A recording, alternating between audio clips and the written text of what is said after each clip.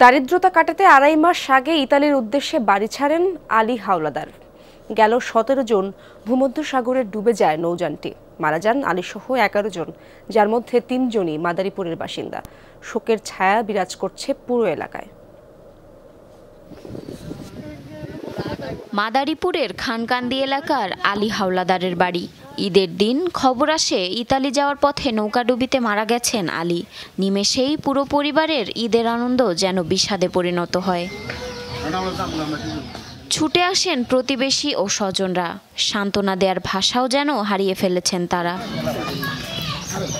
পরিবারের সচ্ছলতা ফেরাতে আড়াই মাস আগে ইতালির উদ্দেশ্যে বাড়ি ছাড়েন আলী হাওলাদার। লিবিয়া হয়ে সাগর পথে যাওয়ার কথা ইউরোপের দেশ ইতালিতে।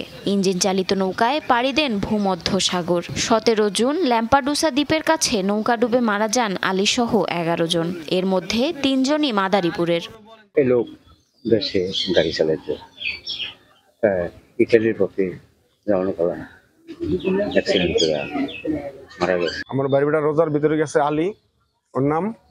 তো লিবিয়া যাওয়ার পরে ওদের একটা গেম হয়েছিল, ওই গেমে যাইতে পারে নাই, ওদেরকে ফেরত দিয়েছে। পরের গেমে গেছে।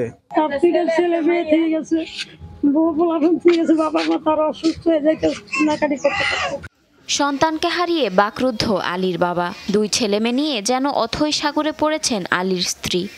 আমার ছেলে ইতালি যাওয়ার পথে অ্যাক্সিডেন্ট হয়ে মারা গেছে। আমি আমার স্বামীর মুখ দেখতে চাই। আমার দেওয়ালের সাথে পিঠ মিশে গেছে। আমি স্বামী হারাই ফেলেছি, আমি চাই তার লাশটা দেখতে। জীবিতরা জানান 1 সপ্তাহের বেশি সময় ধরে সাগরে ভাসছিলেন তারা। নৌকায় ছিল না কোনো লাইফ জ্যাকেট। জাতিসংঘের তথ্য মতে ভূমধ্যসাগরে গেল 10 বছরে প্রাণ গেছে 23,500 অভিবাসন প্রত্যাশীর। জারিন অর্নি, যমুনা নিউজ।